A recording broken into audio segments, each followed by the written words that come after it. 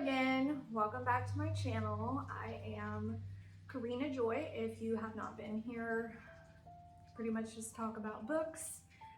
This video is going to be my February TBR.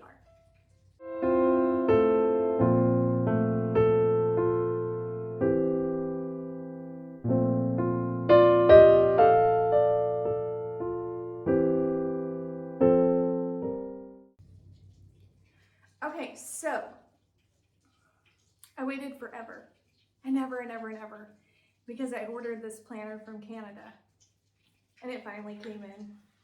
But this is the novel companion, or a novel companion, by Little Inkling's Designs. I will link her shop below, but this woman runs this business with her husband, designed all this planner, and there's a bigger like full year with the weekly spreads kind of thing planner that comes out once a year, and once she's sold out for the year. But I don't like the weekly spreads. I never have used them, and so this has like a monthly.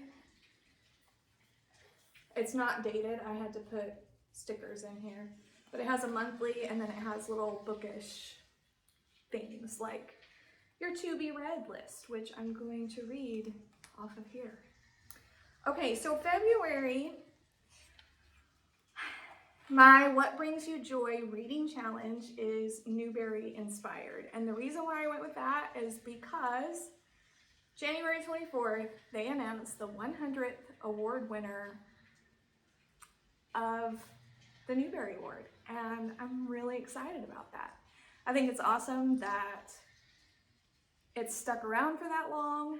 I have never read a Newbery book that I didn't like, nor have I ever read a Newbery Honor book that I didn't like. Some of them have their flaws, but for the most part, they're great books. So Newbery is my friend. I have a goal to read them all. So it was just kind of like, why not make that part of my challenge in February? So my first prompt was to read the Newbery Award from the year you were born, and I was born in 1988. So my book for that year was Lincoln, a Photobiography. So this is a book about Abraham Lincoln. Not something that I probably would have picked up on my own, just because, I don't know, I just never had seen it or heard of it. But it looks like it's going to be a good book, and I'll learn a little bit about a president during a month where we celebrate President's Day. There's also a book that's similar that talks about Frederick Douglass and Abraham Lincoln, and I might pick that one up as well to celebrate Black History Month. It depends on whether I have time or not. Okay, so the next one is to read a Newbery book with your first initial in the title. So I picked by Catherine Peterson, Jacob Have I Loved. I should have put what year they won here, but I didn't. But you can look it up. And then by Cynthia Voigt, I think is how you say it. I actually have that one. Those two I found on Scribd, so I'm gonna read them on Scribd. This one is by Cynthia Voigt. It's called A Solitary Blue. I have had it for years. I bought a whole bunch of books from the Sunlight, I want to say it was like American Literature list a few years ago, and this was on it. So I ordered it, but I have not read it yet. It is the third book in this series, but from what I have looked up, you don't necessarily have to read them in order. They kind of overlap and intertwine, and you can read them out of order. So I'm gonna go ahead and read this one first. If I like it, then I'll try the other ones. Okay, the next prompt for February is read a Newbery Honor Award winner that has a movie adaptation. and I picked A Wrinkle in Time. I am going to pick that up from the library probably. I might see if there's audio on Hoopla, but I don't have a copy of that one. Okay, so that gets to other books that I want to read in the month. This one I actually started in January. This is Before and After, by Judy Christie and Lisa Wingate. If you know, if you've been around BookTube long, you've probably seen at least this one where it's like novel that came out first called Before We Were Yours. And basically, Before We Were Yours, Lisa Wingate researched everything, wrote the book, and then she had so many people that were survivors of the Tennessee Children's Home Society and survivors of the abuse by, what is her name? Dorothy Tan?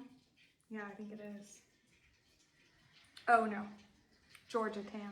See, I gotta stop guessing things. But she wrote the novel, and then a whole bunch of people started emailing her and wanted to talk to other people that survived it and ask questions and all those things. And so that's where this book came along, because she was able to meet with a whole bunch of people that survived, and she was able to get their stories, and she wanted to write them down so that others could read them as well. Okay, and oh, I forgot to mention, this is on my Goodreads Alphabet Reading Challenge. This is my letter B. I will talk about this more in my wrap up, but A and C, they didn't do well. A and C got DNF'd. Oops. Okay, so my other book that I'm going to read this month, because my D is a new release and I kind of want to wait a little while and see if I can get it a little cheaper. Maybe I shouldn't, but I kind of want to. So I'm going to wait till later in the year for D, but I just got this book, Ex Libris. This is 100 books to read and reread. I thought this concept was amazing. This is by, you always know when I look at you like that, but I can't pronounce a name.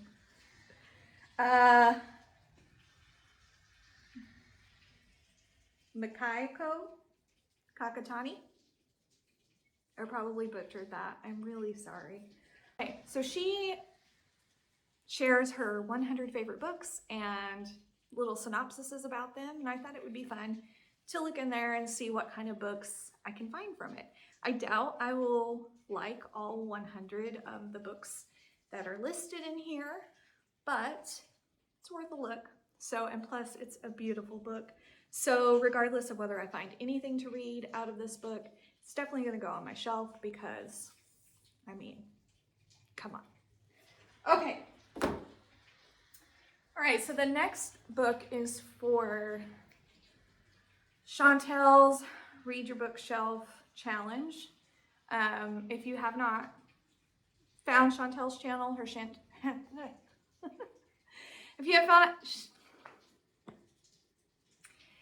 haven't found Chantel's channel, the name of it is Chantel Reads All Day, and she has a book challenge that she has been doing for, this is the 3rd year, and basically it's a prompt each month for, it's usually like in the title or on the cover or a subject or something like that.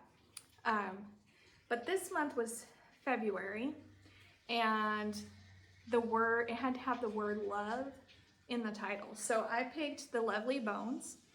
I honestly don't know anything about this book. I picked it up at like a little free library.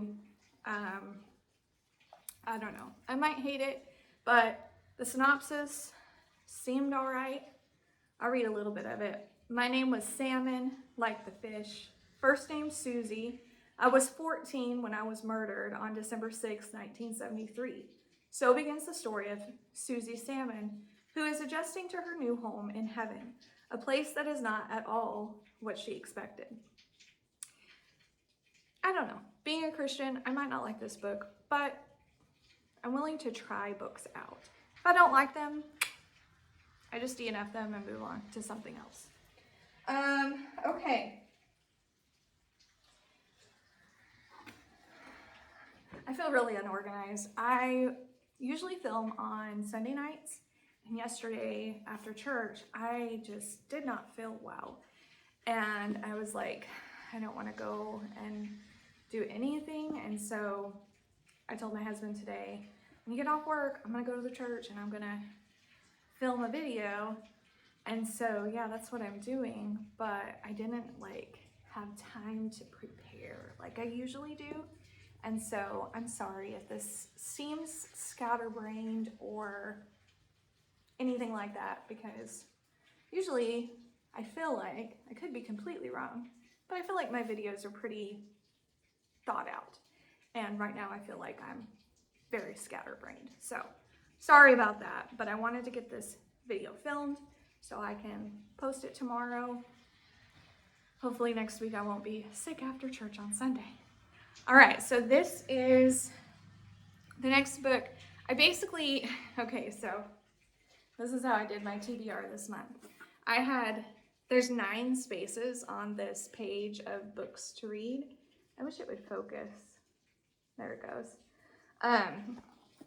And so all of my reading challenges, so my What Brings You Joy reading challenge, my alphabet reading challenge, and Read Your Bookshelf challenge. Those are the 3 that I'm going to do all of this year. I will probably join in on some other ones throughout the year, but those are the 3 that I've prioritized. I only had 6 books for, 7 books. So there were 2 more spots. So what I did, I had my book haul box from Book Outlet sitting on the floor, and I told my 5-year-old, pick 2 books out of there for me to read this month. So she picked this one, probably because green is my favorite color and it's a pretty book. But this is A Study in Scarlet by Sir Arthur Conan. Oh gosh. By Sir Arthur Conan Doyle. Why is that hard to say? It shouldn't be. Okay. I actually lucked out because I did not know. And I don't know if people read them in order, but in the front of this book, it talks about Sherlock and Watson's friendship blooming over time. And so I know you can read them separately, and especially since most people know the basic storyline of Sherlock Holmes, but I've never actually read the books. And so when I was reading this, I guess it's like an article or something at the front of this book about their friendship, it talks about how A Study in Scarlet was the first book, and they actually meet in this book. And then their friendship kind of develops in each book as you go, or short story. And so while the mysteries and all of those things aren't necessarily connected, their friendship does grow throughout the series. So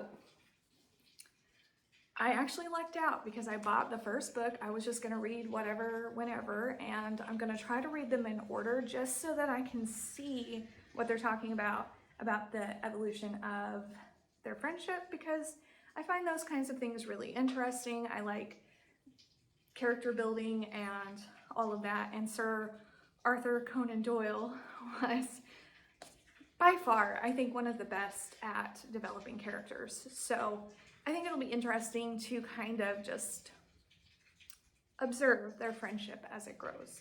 So I lucked out, got the first one. I'm really excited about reading it. The next one that my daughter picked for me is this one, Keeper of the Lost Cities. I'm really excited about it. I have heard tons and tons of amazing things about this, of course. And so, yeah, I'm looking forward to reading it. Maybe it's something that I can read with my kids one day, but this is definitely going to get read this month. I'm going to try not to do so many graphic novels this month. I read a lot of graphic novels in January, but I was just kind of in that place. Like, I needed something light and easy and quick, And so yeah, my January wrap up is filled with graphic novels, but they were all very good. Okay, so I have a couple of other books that are kind of on the list, but not really, because I'm not prioritizing them. But if I get to those books, that would be nice. The first one, I have been reading a little bit out of this every day, and that is classic fairy tales from the brothers Grimm. These are short stories, so I'm working through this as I go. I'm hoping this year to read 275 short stories, and this is where I started. So I'm gonna work through this in February a little bit more, or not, just depending on how my month goes. And then I have 3 other like maybes. Okay, so the first one, I'm not sure about, okay guys? And if you've read this, please let me know. I started this book this month. I listened to it on audio and I read some of it. The Glasstown Game. Okay, so it's not bad for what it is. I mean, it's middle grade. It's for kids, and I think kids would really enjoy it. But as an adult, I'm just not very invested in it.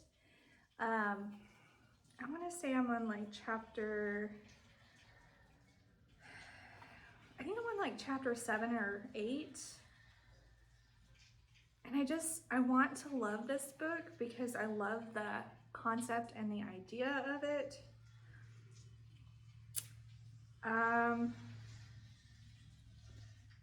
Yeah, I think I'm on chapter 7. Sorry, I was trying to find that. Yeah, chapter 7. I like the idea of it. I think it's amazing, an awesome concept to delve into the Bronte's life. I know everybody's fascinated by the Brontes, and there's all kinds of books that go into their life as children and adults, and you know, they were pretty cool people. So talented, I guess, is a better word. They were talented, and people like that. And so a lot of books like this get written, and I want to like it, but I'm not very invested. So I'm on chapter 7, and I am going to try to keep reading it. Please let me know if it gets a little less childish as far as the fantasy elements go, because that's the problem I'm having. It's a little too fantastical for me. I don't know. I think it's just not my cup of tea. But if you think it's an amazing book and it's worth reading, please let me know and I will push through and finish it. I know sometimes books start out kind of and then they end up being amazing books. So let me know. Okay. The next one, there's 2. And honestly, guys, I have seen these like on Goodreads and book outlets so many times that I just was like, I love the covers. I love the synopsis. I love what these stories are about. And so I just bought them. I don't know much about them. Actually have never heard anything about either one of them, but they might be hidden gems. We'll see. But the first one is the Gwynefer Deception. This is a King Arthur retelling.